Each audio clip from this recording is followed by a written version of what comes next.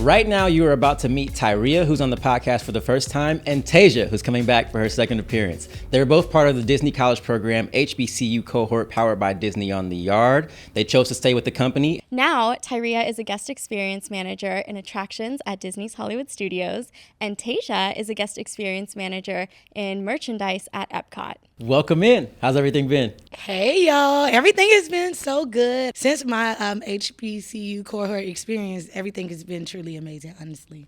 Well, everything has been good. Thanks for asking. Okay, so give a little intro. I know, Tasia, we have already met on a previous season, but for both of you, do a little intro. Who are you? My name is Tyreah. I'm a recent graduate of Alabama A&M University, and my Disney journey started in the summer of 2022 when Sherelle and Carla came to my classroom to tell me about the Disney college program, which was an amazing experience for me, just to learn about Disney and know that they had opportunities for students who looked just like me. So when they came in, they kind of changed my perspective of going to the college program and just to see my opportunities and kind of see what it was about. So I got accepted into the Disney College Program. However, a few months later, the HBCU cohort applications came out. And I was like, what is this? This is speaking my language, like HBCU. So this was an amazing program for me. So I reached out to Sherelle, and he was able to make that a smooth transition for me. So when I came, my first program was attractions at Disney's Hollywood Studios at Lightning McQueen Racing Academy. And then the next summer, I did come back to the program, and then I was a photo pass photographer at Magic Kingdom. Yeah, and there's so much in there that we're going to be able to talk about and explore. But before we get there, Tasia, what about you?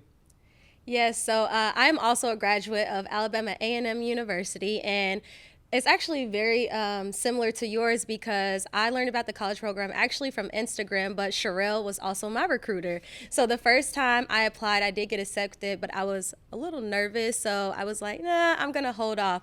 And then I circled back around because I did see the HBCU applications post. And I was also like, oh, okay, like Disney, HBCU, like that's me. So I applied, got accepted, and I came down. And when I got here, of course, it was only 3 months, but I was like, nah, I need a little bit more. That's just amazing to hear, I mean, from both of you guys, and especially from my perspective, because I've been able to kind of see your journey a little bit over at Apprentice Hall. We've said this thing a few different times, HBCU Cohort. What exactly is that for those who don't know? So yes, HBCU stands for Historically Black Colleges and Universities. So with the HBCU Cohort in particular, we come to Disney to participate in a Disney College program, and it has like a little twist. Okay, so when you say little twist, what does that mean? Are there like any experiences that you guys got to have either through the program or organically through people you met because you were part of the HBCU cohort? With the little twist, it was HBCUs from all over the country. So getting able to meet like different HBCUs, because we're one and the same, but we're yet so different. So getting to learn about people and not only network up, but network out too. So I had networks at Grambling or Alabama State, which is my rival school. So, we don't really fool with them like that. But, just to get that experience to know that we're going on the same goal. But also with the HBCU cohort, we was able to do like learning experiences and different network sessions that,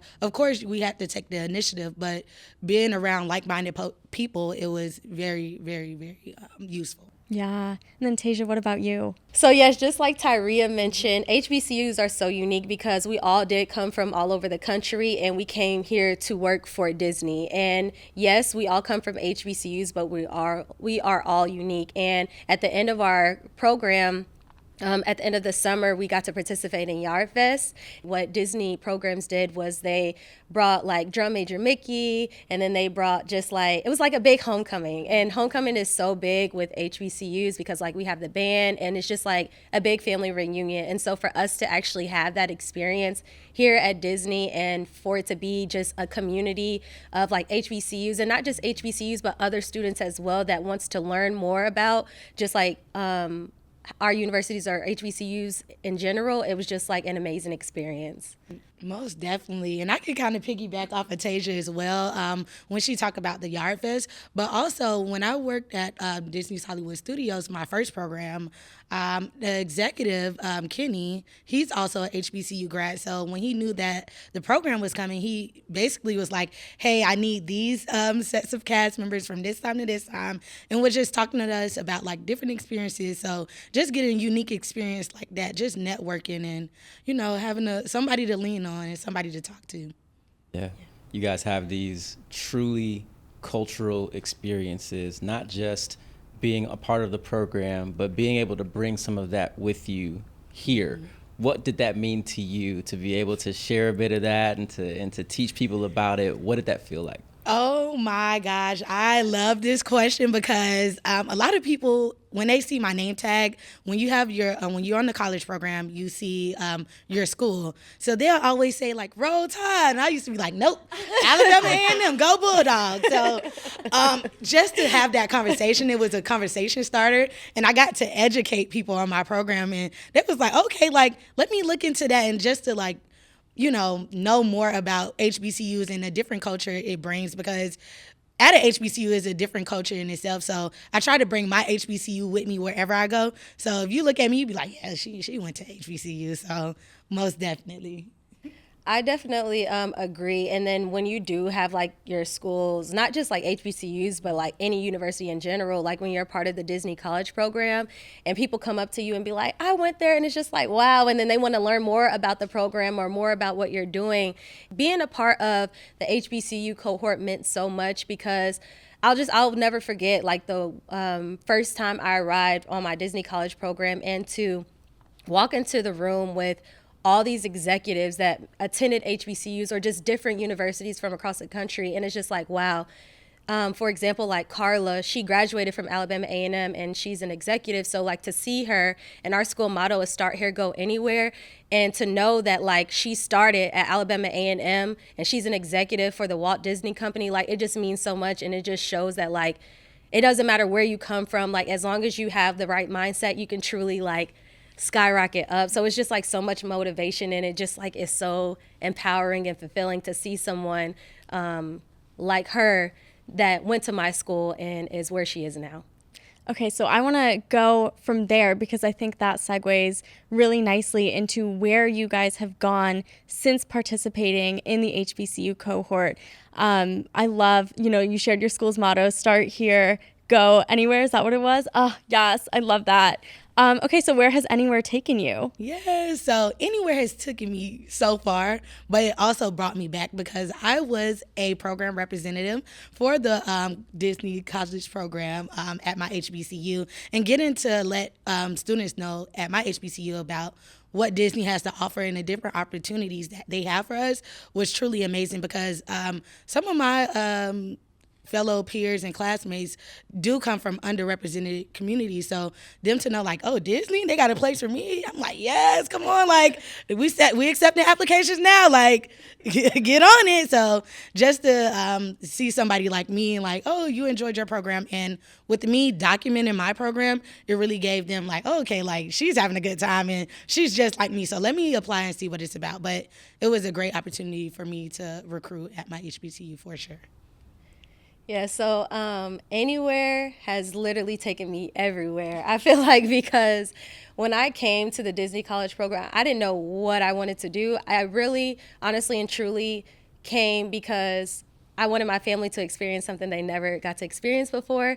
And when I got here, it was way more than that. Like the connections that you make, the learning sessions that I was able to attend. When I tell y'all, I was probably at Apprentice Hall at Flamingo Crossings Village every day, every off day I had, just because the learning sessions that they have are so fulfilling and they truly do help you make those connections and network. Like I was in there and I had so much fun. And from there, like I said, like I extended my program as far out as I could. So like just attending those sessions and them pushing me and seeing me and be like, Tasia, what is it that you want to do? And I really didn't know, but it's people within the Walt Disney Company that saw something in me that I didn't see yet, and they kind of helped to guide me to where I am now. So So for you both, was there a specific moment where you said, this is the company for me? Or did you kind of feel that coming into it like almost instantly? Where was that for you? So for me, I didn't know that Disney was for me, but I got here and there were people that truly pushed me. And then the more I got here, I'm like, dang, this is actually fun. And then I would be in the parks like all the time. And the moment that sparked me was on my Disney College program. I actually worked at Magic Kingdom at Big Top Souvenirs. And so many cast members would come to me and ask me questions. And so I wasn't a trainer at the time, but I love teaching people. And so my trainers or my coordinators would be like, Tasia, you should be a trainer. You should be a trainer. And I'm like, nah, I'm okay. People kept asking me. And I'm like, maybe they are seeing something in me that I don't see just yet. And then also I did allow fear to kind of like slow me down a little bit because I was just like, am I even capable of being a trainer? So I sat down with my leaders and they were so supportive and they walked me through the steps. And I had like an on-the-spot interview. I didn't even know it. And I ended up becoming a trainer. And from that moment, it was just like, oh, I'm a trainer now. And then from there, they're like, oh, you should be a coordinator. You should be a leader. And it's just like next level. And then the development that my location helped me with. So that really was like the moment that sparked was just like when I became a trainer and I got that pin, the training pin. And I was like, wow. I actually need, like, I can do this. So. Yes. No, I love that for you, Tasia, because the first time I met Tasia, y'all, like, she just had a good personality, good energy. Like, even now, she always, like, hold me accountable or, like, hey, you need to be doing this. So I can definitely see that for you, Tasia. Like, I love that for you so much. But like you said, that moment, I think I want to go in a different route, like, just seeing Disney through other people's eyes, because I don't think I've had that spark, but seeing like a little girl come up looking at the castle for the first time, like that is like a life-changing experience, especially when I was a photo pass photographer. Like, you know, seeing different reactions to how like Disney make people feel. I think that's something that inspired me to keep going. Like, you know, this is people's dream vacation. So I want to be a part of that. I always wanted to be a part of something bigger than myself. So I think Disney allows me to be who I am. And the guests, they love it. They eat it up every time. So I love that. I think that's what encouraged me to stay in. That's how I know that this is truly the company for me, for sure.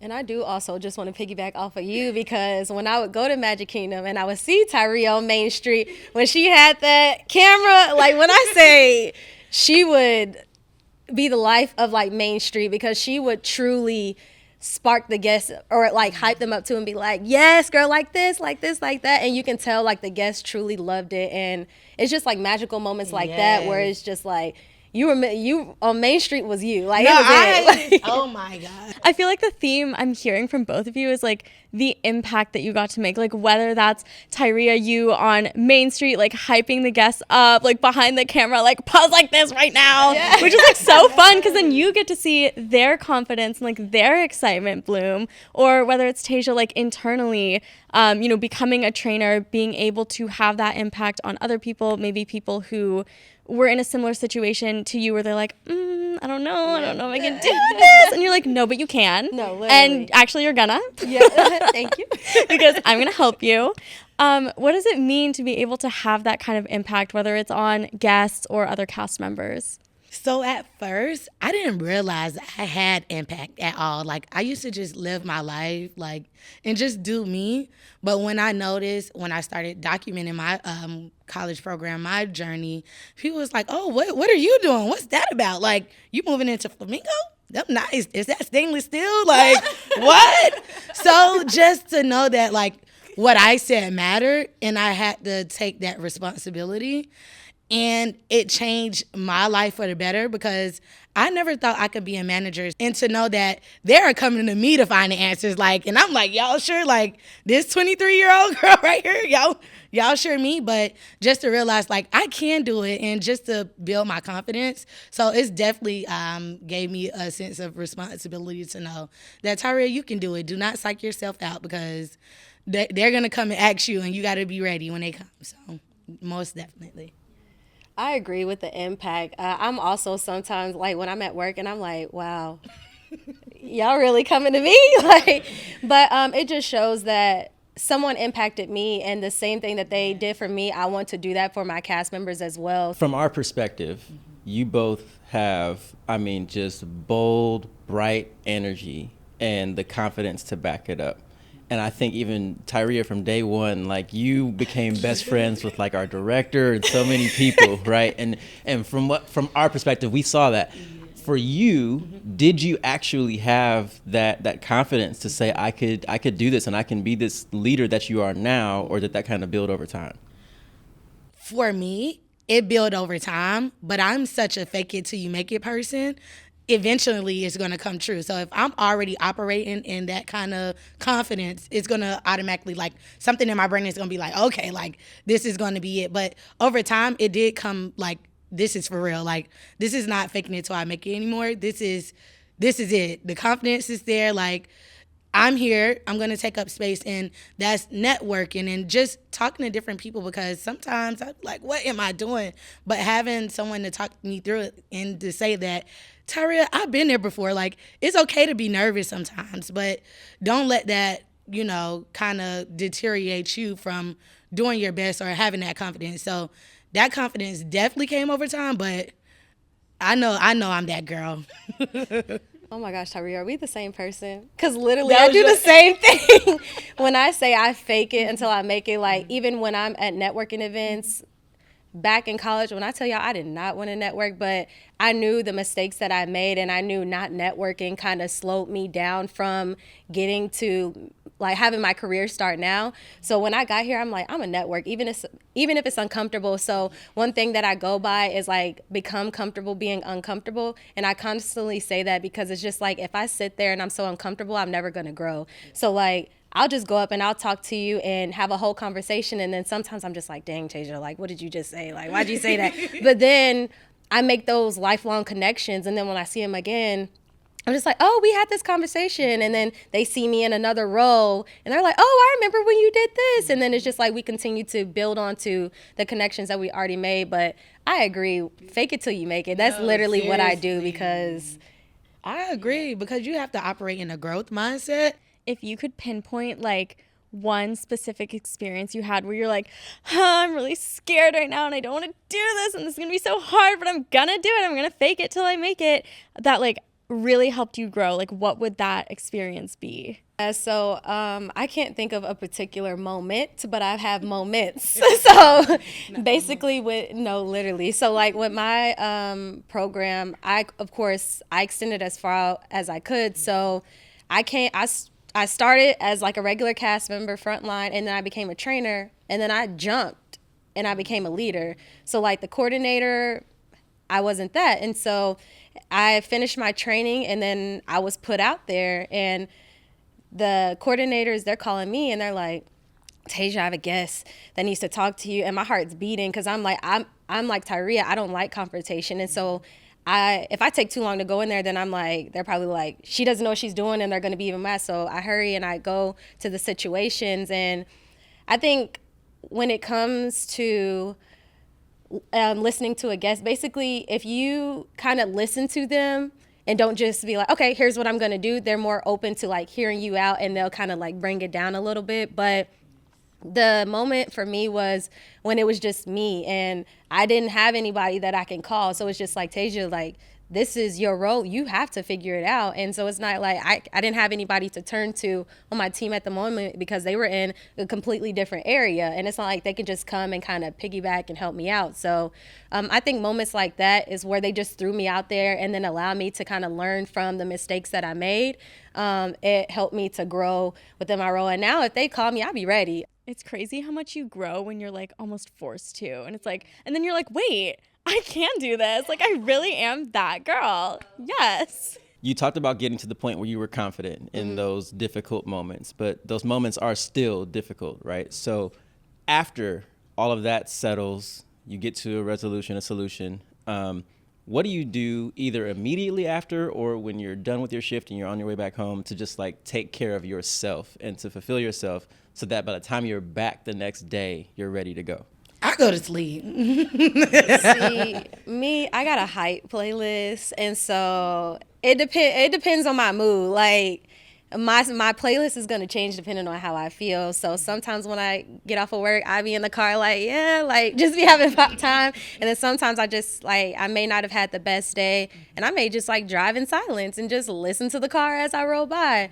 Or but basically just to take care of me, I definitely kind of disconnect because we do have a work phone as well. So I turn that off, disconnect, and then it's just like me. I reflect, I listen to music. I also like, I'm a strategic type of person, so I like doing puzzles and all of that. So In this role, is there like a typical, this is what a day looks like each day, or does it kind of vary and change? Very spontaneous. You never know what you're walking into. Like, you never know. But I know on a day-to-day basis, like, it is different operational standards that we have to set. Especially, I work attractions. I want to make sure safety is the number one priority.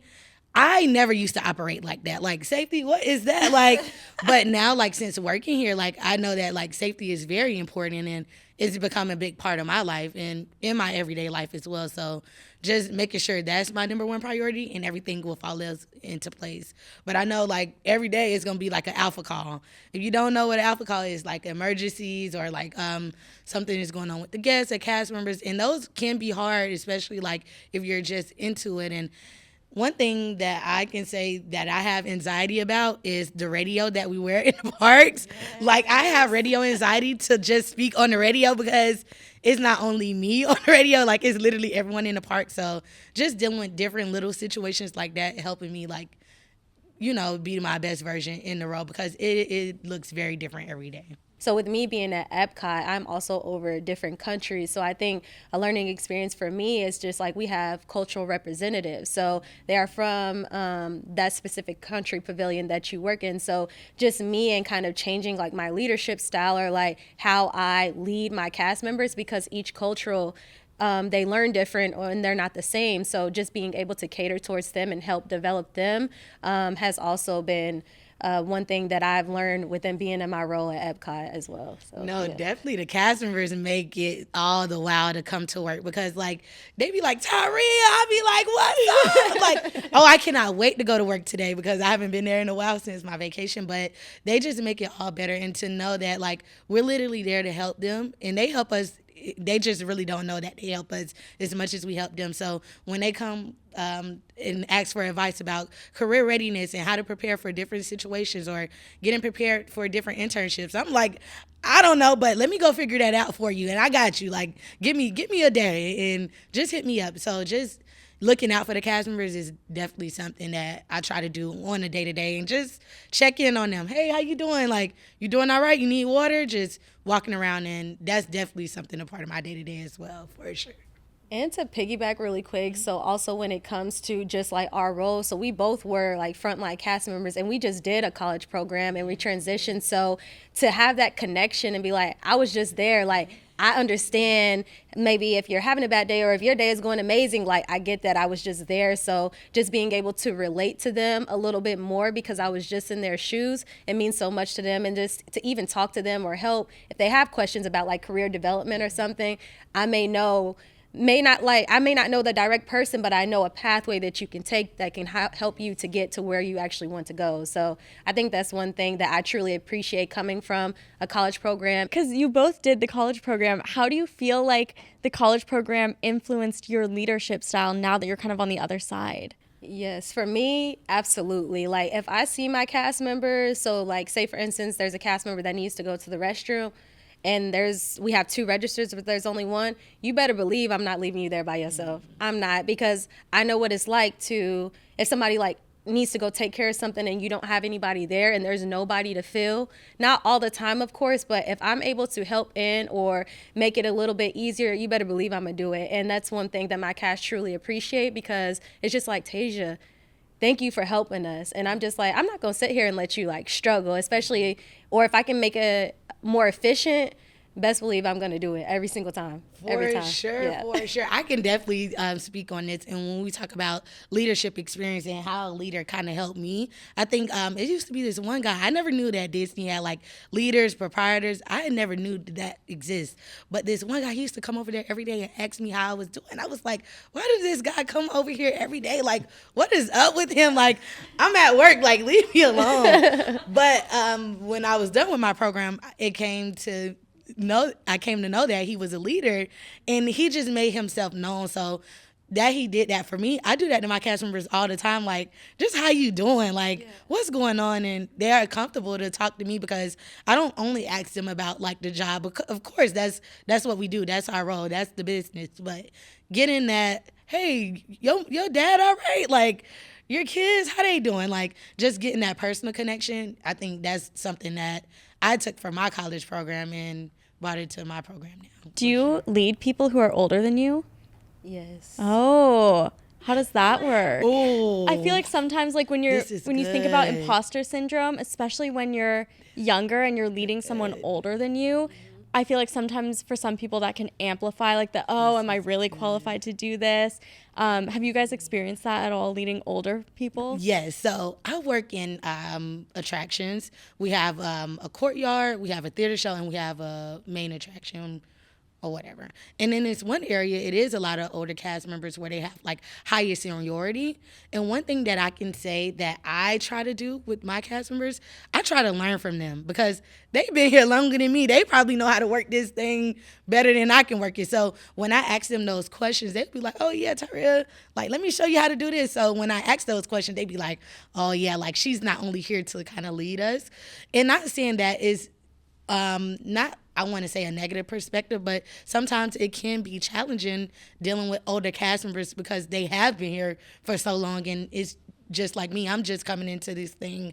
I'm new, so it's a hard transition, not only for me, but for them as well. So just having like conversations, I think just bringing up conversations to talk about it, just to bring it to the forefront, because I think is a conversation that we kind of shy away from. But I try to like, hey, how do you feel about certain things, and try to get them more involved so where when it comes up, they can help me amplify whatever I'm trying to do. And I think that's the best way I can put it for sure. So basically coming into the role, whenever you are a new leader, some cast members, they're like, oh, like you're our leader. And it's just like a credibility type thing. But one thing that I did was before I even went, it was like, I need you to do this or I need you to do that. I built the relationships with the cast and I learned like how long they've been there, or if they've been there for like 10, 15 years. I got to know them a little more, so they were more open and receptive of if I needed them to do something or just like learnings from them. So I definitely agree with you when it comes to like asking the cast members, because that is true. They're in the role operating it. They know way more than I do or we do. So I definitely think like building those relationships allowed it to be a little more easier for me, leading cast members that are way older than me.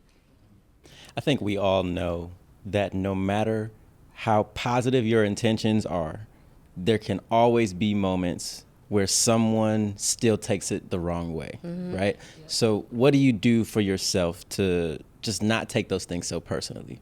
With me, I'm a communicator. So like if I do get that vibe, the first thing that I'm always going to do is I may pull that cast member with another leader and just have like that conversation just to understand and make sure that I'm also not assuming to see if it was like a negative or if they're like maybe acting a little different. I'll get an understanding. I don't like to sit on things, so I definitely communicate with the cast members and I have that open conversation so they also know that if there is something that maybe I said or I've done or if I led in a way that may not be like the best way for them, they can come to me and let me know like, hey, Tasia, I didn't maybe like the way this was approached, but this is how it made me feel, and then I can learn from it. I can also apologize and then also move forward so that our relationship like grows from there. I definitely can agree with Tasia when you talk about asking them how they like to be talked to. Like, that's something that just a simple form, like, how do you like to be treated? Like, or how would you want me to say certain things? So that's something that we learned in one of the classes at Disney University. So that kind of helped me in my role to be like, hey, like, do you like loud kind of acknowledgement, or how do you like to be acknowledged? So just giving them that opportunity to let us know, because some people don't like all that, but some people want the parade to come down Main Street for them. Like, so just seeing how they operate and try to bring it into kind of like our kind of vibe of what we have going on, for sure. So what do you feel like is one of the biggest leadership lessons you had to learn going into this role? I can definitely start this one off by saying discipline. Giving out discipline. It was a challenge for me. That's hard. It's very hard. But I think that's where we go back into like communicating or getting to know the cast member. So when I come up and have to do that discipline, it'll be like, dang, like, you know, and they'll be like, oh, Tyreah, like, my bad. Like, I know, like, but I have to build that relationship for us to even communicate like that when it's something serious. So just turning it on and turning it off, I think that's been the biggest challenge for me, especially when I first got there. Because I'm like, what am I doing? Like, discipline someone. But at the end of the day, this is a business, and we have to hold cast accountable because guests are our main priority. Discipline, yes, for sure. But definitely perseverance. I think pushing through those difficult conversations and then also sticking to what you say. Like, don't go back on your word, because the moment you be like, hey, I need you to do this, and then you circle back and they don't do it, and like you may know that they're not doing it and you just let it slide, that's when it's like they continue to slip through the cracks, because they're going to be like, oh, she doesn't care, like I can do what I want. And then it's just like, it's so hard to kind of turn that narrative around. So also being consistent as well is another thing. You got to have consistency in this role, because if you do not, you're going to struggle. I'll tell y'all a story. I always got a story for y'all, honestly. So it was this one leader. He's on my team, and he's been there for like 30 years. And he operates totally different than how I operate. And I was like, you know what? I'm going to take that, what he said, I'm going to try to put it into my kind of like leadership style. When I say it did not work for the cast was looking at me like, who is this? Like, and I was, ever since that day, I was like, Tyreah, be yourself, because you get a different reaction. So I think that was a lesson for me to learn, but I needed to learn it. And I love that I learned it in a program that caters to that transition. So I know, be myself wherever I go, because they going to be able to spot it out if you faking a funk. So for sure. You both have had so much exposure to different leaders, directors, executives, even special guests that come in. Have you received any advice that has stuck with you, or have you observed something in someone else that you said, I want to keep that for myself? We talked about Carla at the beginning of the podcast, and I just want to bring her up because she's really like an inspiration to me. Even though I'm not in that kind of merchandise world, just the type of woman she is and the type of leader she is, I definitely want to operate like that. But I say all that to say, we have a black tie scholarship gala at our school every year, and she decided to invite me to sit at her table just to see how she was respected in her family. And going back to her alma mater to give back, I was like, that's what I want to do. That's who I want to be. That's how I want to operate. And not just, oh, okay, I'm in this role, like, forget them at Alabama A&M. Going back and actually like uplifting the community and giving back because somebody did it for her, and I want to be that person to do it for somebody else. So definitely Carla, she's really like my motivation of even why I show up the way I do at work every day.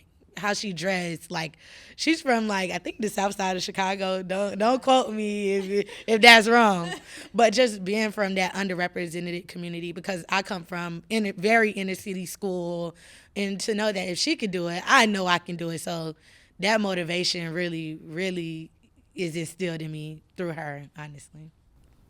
I definitely agree with Carla. Like when I say she pours into us, like Alabama A&M, like she pours into us, and as busy as she is, even if it's like 15 minutes, like she will sit down, have a one-on-one conversation with you. If you need anything, you can always reach out. And one thing that she taught me was just to always like be your true authentic self, and then also be confident in any room that you go into, because you never know who's watching. And then also every time that you go into a room, it's probably like an interview. So you always want to make sure that you are always your best self as soon as you walk into the room. And that's literally like what she is. So when I say like inspiration, that is literally her. Like, she is so amazing, like, to us. So good. She is so good. Love her. You always got to have like a mentor figure like that you can look up to. Like, it's so important. Have you guys been able to kind of do some of that outreach and like give back to the community or inspire other people? Oh, girl, yeah. You're doing it right now. I'm telling you. Do you not know we go to Alabama A&M? Service is sovereignty. Yeah. We don't play. We gets down. Like, even when it comes to like volunteering and doing different committees at work, like inclusion committees, just learning about different experiences.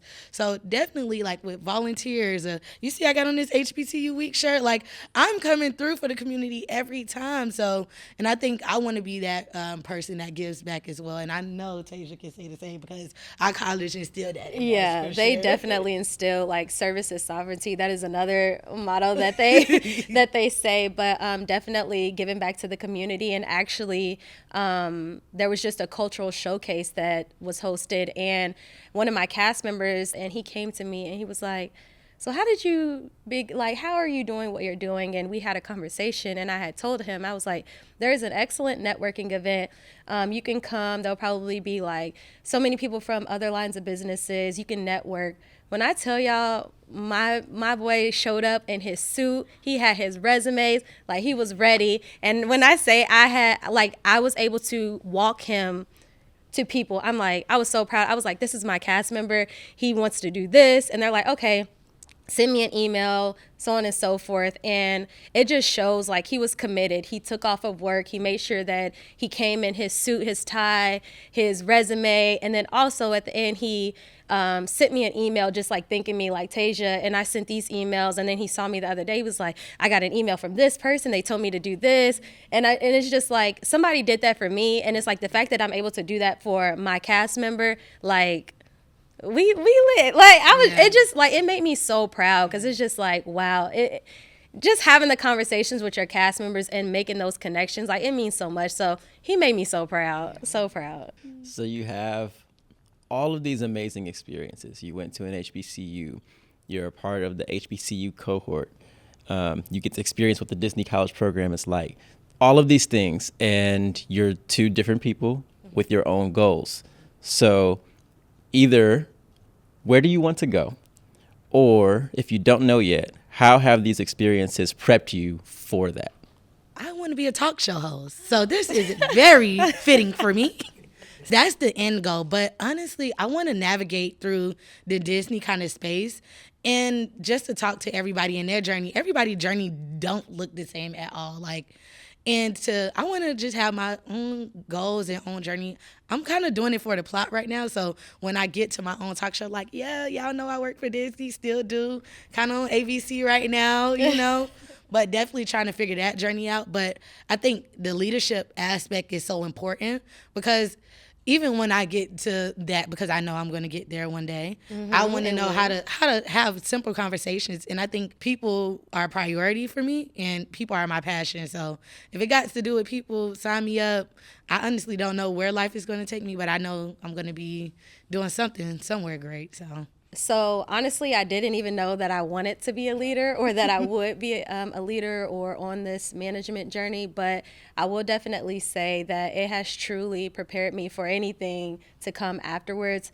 I know, like for me, I do network a lot and I do connect with people. So with me, just like in the moment now, what I'm doing is just hearing everyone's Disney journeys. And it's so unique because a lot of people, some don't start on the Disney College program. Everyone's journey is unique. I don't know where life's going to take me next, but I'm always open to opportunities, and I also like to be challenged as well. So like I said, I'm in the mindset now where like I'm becoming becoming comfortable being uncomfortable, and then also I'm becoming an agent of yes. So even though I may not want to do it, I'm going to always say yes because I know that it's going to probably learn and help me grow. But right now, that's definitely what I'm doing. It's just like talking with people and connecting, but I don't know where it's going to take me, so who knows. That's the exciting part is you get to find out. And like even with your dream, which you would make a fabulous talk show host, by the way. I'm just going to say that right now. Yeah. No, but I think it's so exciting. And like I love the part about just saying yes to everything, even if you're not sure.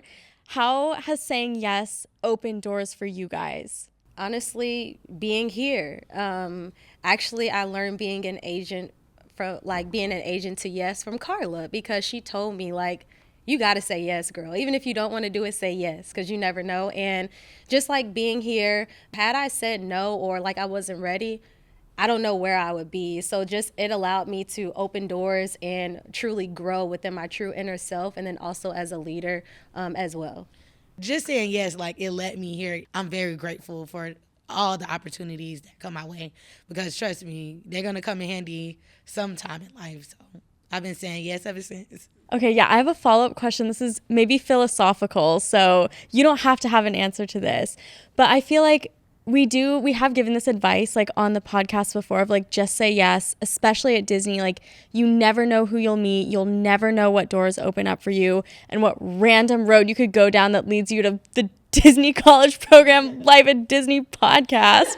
I said that backwards. But, you know, you never know what random road will take you to somewhere really exciting.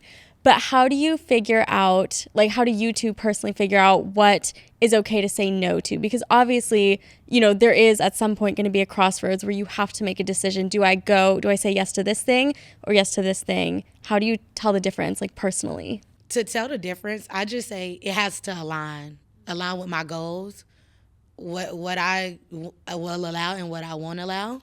And I think if you stick to that, boundaries is definitely a thing. So if it's a no and if you feel it in your gut, I think it's that gut feeling of like, and you have to believe in yourself, because if you be like, oh, no, I don't want to do it, but you just saying no because you're nervous. You don't know where this opportunity can take you. So sometimes you just be like, you just have to go for it. But sometimes you be like, okay, like, nah, this not it. Like, I can't do it. But alignment, it have to align with your purpose and where you're trying to go, for sure.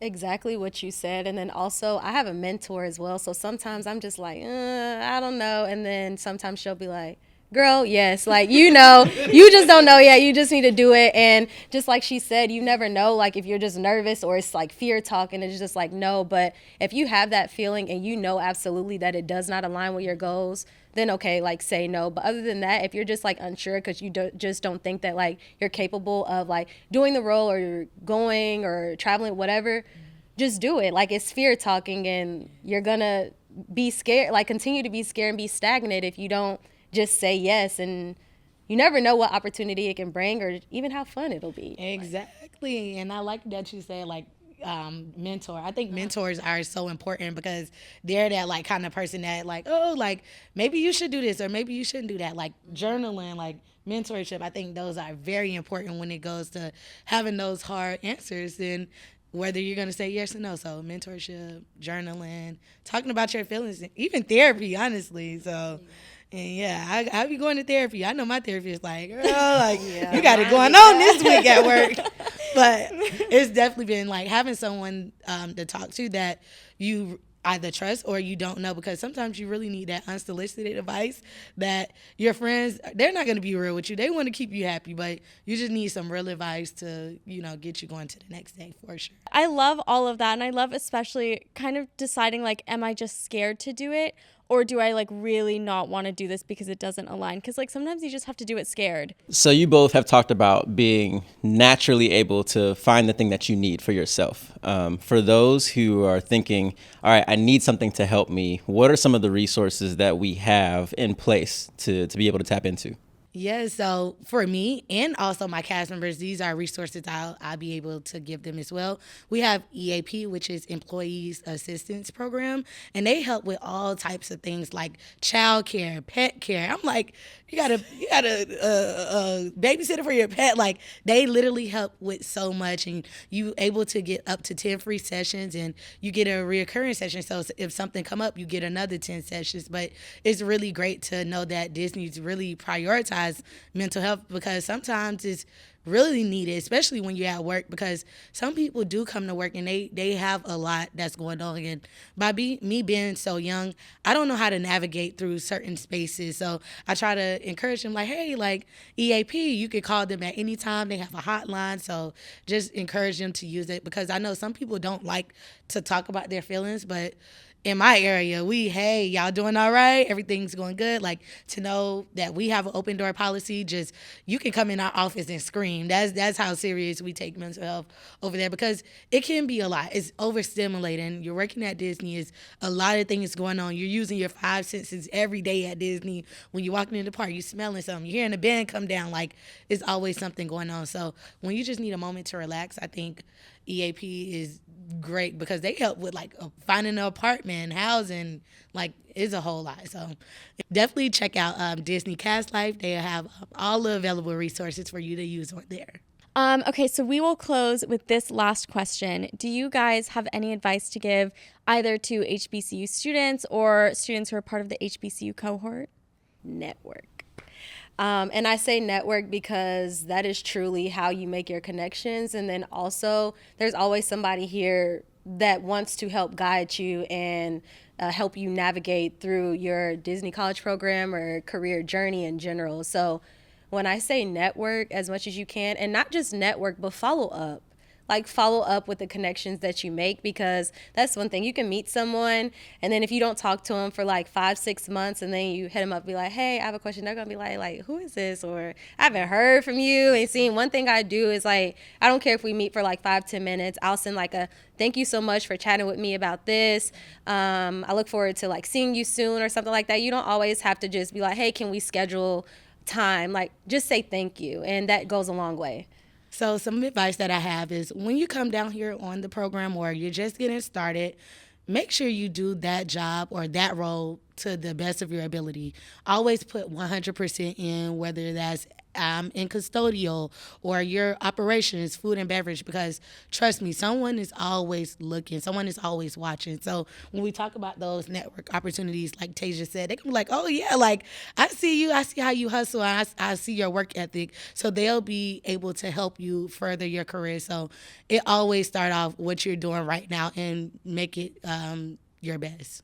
And also make sure that those impacts that you have on the individuals that you work with are positive, because I always hear when I do like connect with people, like you never know how many times somebody may circle back around and may be your leader or maybe on the same team as you. So if you don't have like that positive impact, or they see you as a certain way, you always want to make sure that it's like a good impression. So you never know who you're going to circle back to, because Disney's big, but it's small in the same, like I feel like everybody almost knows everybody. So definitely always make sure that you're definitely giving 110%. So Tasia, of course, you're very familiar with this, but Tyreah, since this is your first time here, before you go, we have a few questions that have been submitted on our Instagram, Official Disney Programs. Would you be willing to answer just a few of them before you head out? Yes, I will. Perfect. So the first question comes from Fiona. I just scheduled my phone interview. What should I expect? When it comes to the phone interview, be yourself, be confident. I think people overreact to the phone interview or try to make it intimidating. It's not intimidating at all. It's literally just a conversation with someone. So be yourself. I definitely agree. Be yourself, answer the questions with confidence, and then also before you go in, just know a little bit about the program itself. By doing the research and knowing a little bit about the program, use that to kind of figure out how maybe Disney aligns with like your goals or just the role that you're doing now, and then just answer the questions with confidence. Don't overthink it. Perfect. Okay, this question comes from Drew.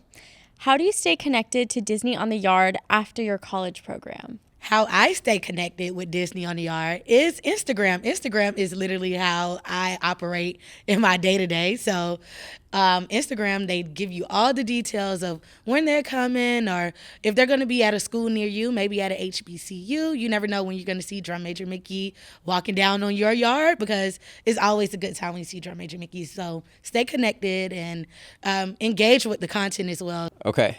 And then this last one is from Destiny. What's your favorite part about being a leader? My favorite part about being a leader is definitely connecting with my cast members. Because when I tell y'all, we be having so much fun. Like, every time I go in, they'd be like, "Oh my gosh, Tasia," and I'm like, "Ah, that's it." I'm like, "Yes, it's me." They'd be like, "Are you closing?" And I'm like, "Yes." Or they'd be like, "Are you our leader today? Are you going to be in one of the other areas?" I'm like, "No, I'm here." But just like seeing them and them so excited for me to be there, and then me excited to see them, I love making work so fun, because the last thing I want is for like it to just seem like, oh, I have to go back in, or I'm clocking in and I don't want to be here. So I want it to be like a fun experience, because I had the time of my life on my program, so I want them to have that experience as well. I definitely agree with Tasia. The cast members make it worth your while. But I'm at Hollywood Studios. I'm in operations. So our executive, he always say, be curious. His name is Ruff. And that's something that I'm starting to, take in my day-to-day life. Like, be curious. Like, you never know. Like, oh, what's this? Or how could I help this? So just being curious. And I think that's one of my favorite things about being a leader, especially a new leader, because we're always talking about like the things that we have to do, but what are the things that we don't know? So I think the don't know really interests me, and being able to navigate that is something that I'm trying to do, and I'm kind of doing it so well. So definitely being curious for sure. Well, thank you both so much for being here and answering our questions, as well as the questions that everyone submitted.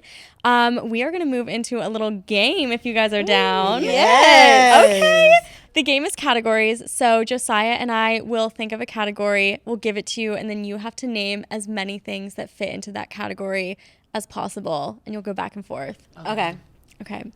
Attractions at Disney parks. Space Mountain. Tower of Terror. Mickey and Minnie's Runaway Railway. Frozen Sing-Along. Animation Courtyard.